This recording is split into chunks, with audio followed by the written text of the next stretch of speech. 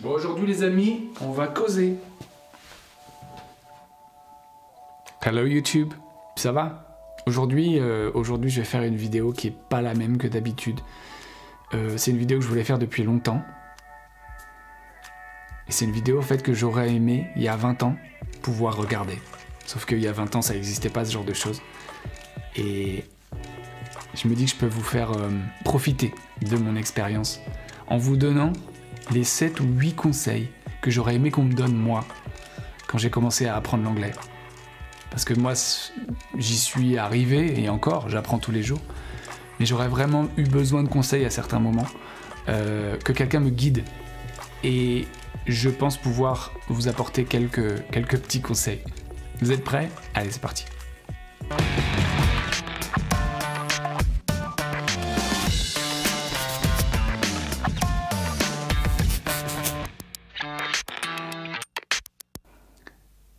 Bon, la première chose à savoir, c'est tous ces sites qui vous disent « Ouais, vous pouvez apprendre l'anglais en 6 mois, en 8 mois, en 3 mois, en 2 mois, avec des pilules. »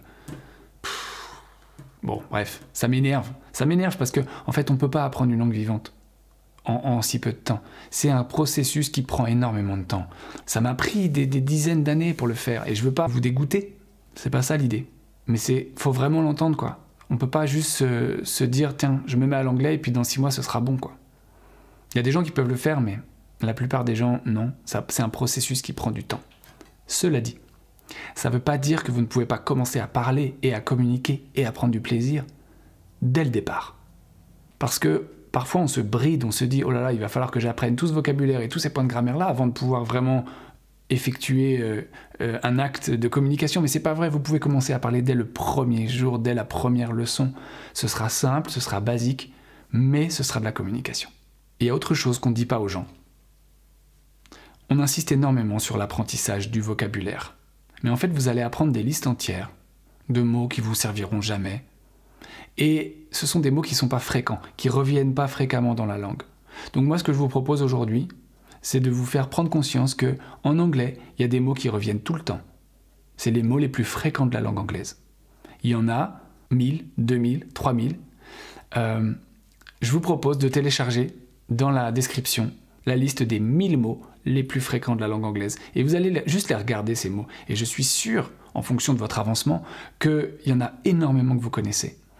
Donc je vous conseille d'aller voir ces mots et éventuellement d'aller sur un site que je vous avais suggéré il n'y a pas très longtemps, qui s'appelle SentenceDict, où vous tapez le mot, en fait, dans la petite barre de recherche, et vous allez avoir plein d'exemples, plein de phrases qui seront complètes avec ce mot-là dedans. Donc voilà, c'est un outil de travail. Et je pense que vraiment, il faut se focaliser sur les mots les plus fréquents.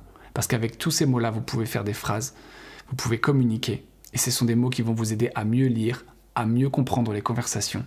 C'est des mots essentiels. Le deuxième conseil, c'est surtout, faut arrêter avec le culte de la perfection. Surtout en France, j'ai l'impression qu'on s'empêche de parler parce qu'on a peur de faire des erreurs, de commettre des erreurs. Et alors, franchement, allez-y, quoi. Est-ce que vous pensez que tous les gens qui parlent parfaitement? Moi, je fais des erreurs quand je parle. Moi, alors que je suis censé être quand même professionnel. Je fais des erreurs. Bah oui, l'anglais, c'est pas ma langue native, c'est pas ma langue maternelle. Donc, on arrête avec ça. On accepte l'idée que l'erreur fait partie de l'apprentissage. Et que de toute façon, les gens qui vous entendent, qui vous écoutent, ne sont pas là en train de relever les erreurs. Ce qui les intéresse, c'est le sens de ce que vous dites. C'est votre intention de communication. Troisième chose. Moi, j'aurais vraiment aimé, quand j'ai commencé à apprendre l'anglais, qu'on me dise qu'il y avait sur la Terre 2 milliards de gens qui parlaient anglais tous les jours. C'est monstrueux. Sur ces 2 milliards, il y a 350 ou 400 millions de personnes qui parlent l'anglais en tant que langue maternelle. Ça veut dire que tous les autres, ils sont comme vous et comme moi. Ils parlent anglais, mais de manière imparfaite. Et c'est très bien comme ça. D'accord? On ne va pas essayer de devenir des native speakers. On ne le sera jamais.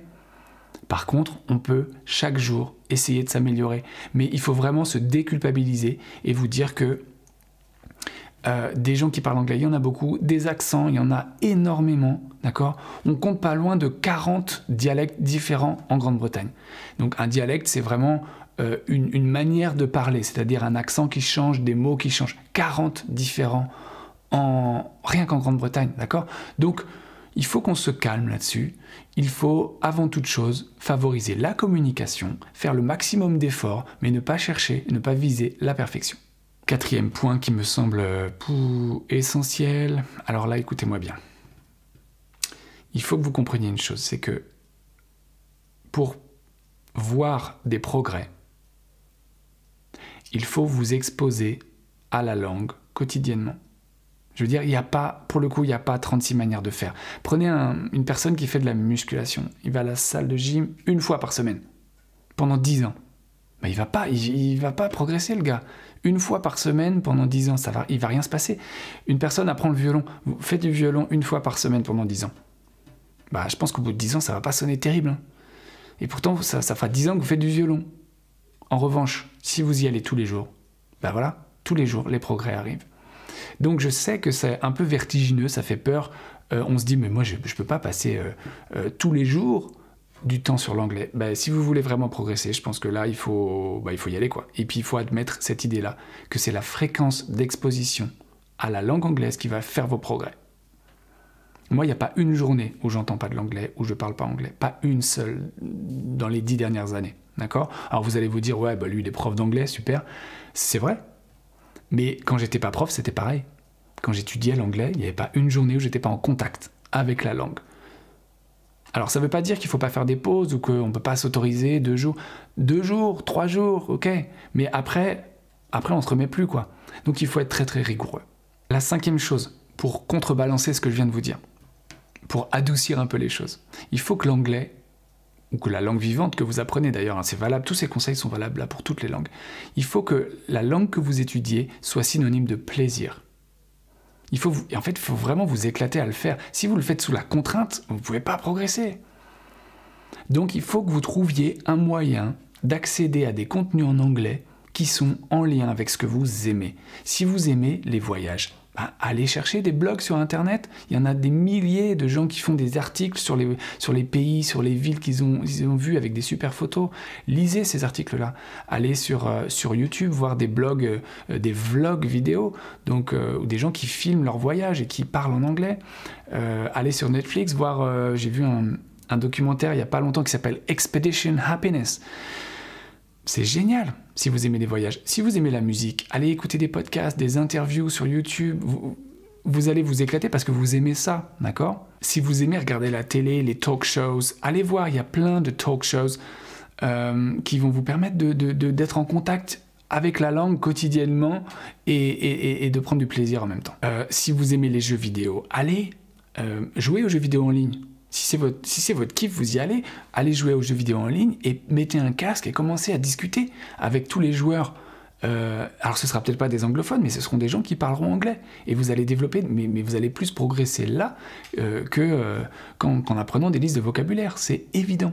Alors pour trouver des ressources sur Internet, c'est pas facile. Je vais vous mettre ici, dans le petit lien qui va s'afficher, une vidéo que j'ai faite il y a quelques temps et qui répertorie plein de sites sur lesquels vous pouvez aller pour apprendre l'anglais et pour vous perfectionner. Et c'est ma petite sélection personnelle, donc allez-y sans problème. Le 6e point est essentiel et ça va, c'est dans la logique de ce que je viens de dire. Il faut être actif. Vous ne pouvez pas apprendre une langue si vous êtes passif. Si vous ne faites que regarder des choses, écouter, sans effectuer une vraie analyse de ce qui se passe, sans être très attentif en fait. Vous allez perdre énormément et en gros vous allez perdre votre temps. Je prends un exemple très simple, le nombre de gens qui regardent des séries sous-titrées par exemple en français se disent bah voilà je suis exposé 1 heure par jour, je vais faire des progrès. Bah non, vous n'allez pas faire de progrès. Vous allez apprécier votre série, vous allez lire les sous-titres, mais ça va s'arrêter là. Donc à un moment, si vous voulez devenir actif, eh bien regardez votre série et une fois que vous êtes bien dans l'histoire, arrêtez les sous-titres. Faites le pas pour une fois. Ça va pas être confortable au départ. Vous allez être là, vous allez être perdu, vous n'allez pas forcément tout comprendre. Mais petit à petit, si vous y allez un peu tous les jours et que vous remettez les sous-titres parfois ou que vous mettez les sous-titres en anglais, vous allez avoir une écoute qui sera beaucoup plus active. C'est pareil quand vous lisez un blog sur Internet, un article de presse, un truc qui vous intéresse. Si vous ne faites que lire et en ne trouvant que les informations que vous connaissez, et que vous n'allez pas chercher, si vous n'avez pas cette curiosité-là, d'aller chercher le vocabulaire, de noter, de réviser, de mémoriser, toutes ces actions-là sont des actions où vous êtes actif et où vous prenez vraiment en charge votre apprentissage, et c'est nécessaire. Point suivant. J'aurais bien aimé qu'on me dise un jour que la grammaire, c'est pas une fin en soi, c'est un outil, d'accord ?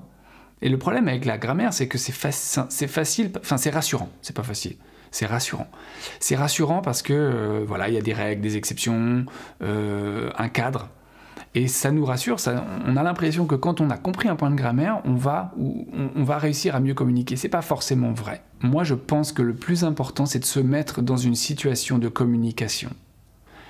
C'est donc d'avoir un enjeu,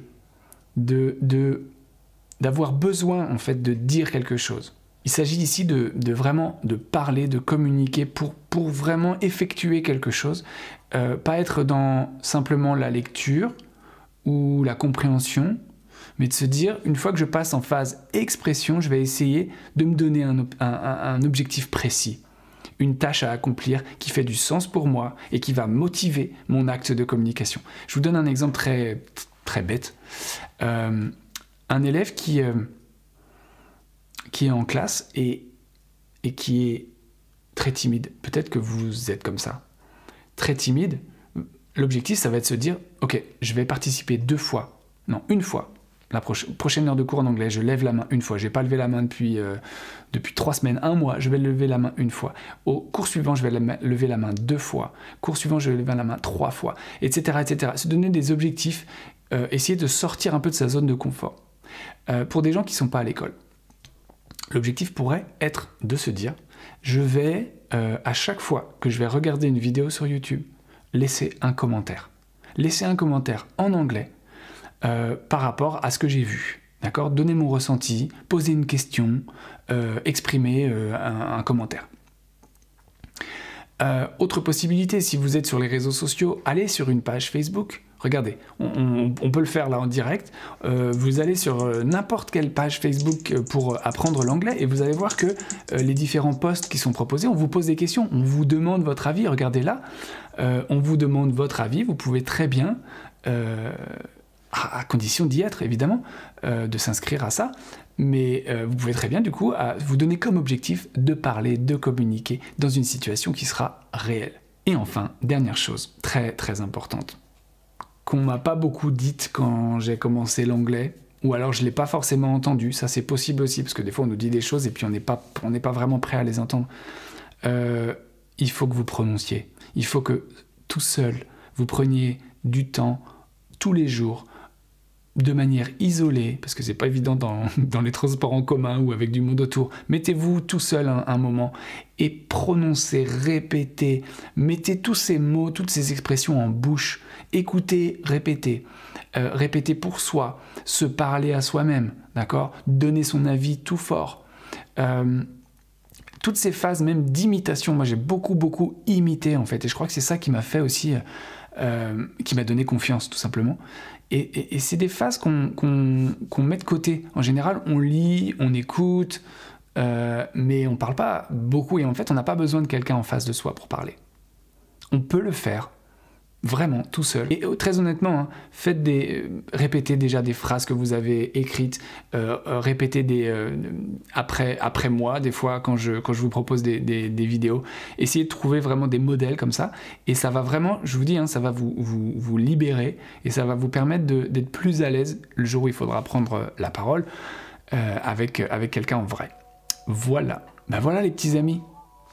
Mes conseils, c'est mes 7 ou 8 conseils. Les choses que j'aurais aimé vraiment qu'on me dise pendant mon apprentissage, parce que ça fait du bien de l'entendre, et puis ça motive, et puis ça ça donne une perspective et on se sent accompagné. Voilà, c'est un petit peu mon but aussi dans cette vidéo.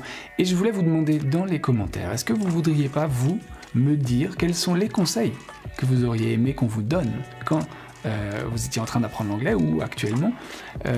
Tout est bon à prendre, partagez ce que vous savez à la communauté en laissant un commentaire en dessous. Donc vous pouvez me dire ce que vous avez pensé de cette vidéo, si vous êtes d'accord avec certains commentaires, si vous n'êtes pas d'accord, et aussi évidemment donner votre propre avis et vos propres conseils.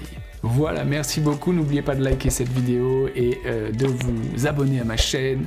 On est de plus en plus nombreux et ça fait toujours aussi plaisir d'avoir de vos nouvelles et de voir que les gens s'intéressent à cette chaîne. Merci beaucoup, je vous dis à très bientôt, bye bye, take care everybody, cheers.